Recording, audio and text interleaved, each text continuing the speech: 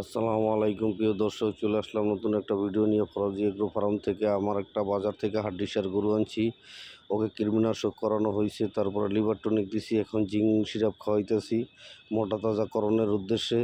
3 মাসে মোটা তাজাকরণের প্রক্রিয়া চলমান। আপনারা সবাই দোয়া করবেন।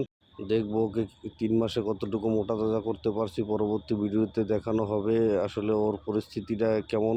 আপনারা গরুটাকে এখন দেখতে পাচ্ছেন, আমরা এখন জিঙ্ক সিরাপ খাওয়াইতেছি।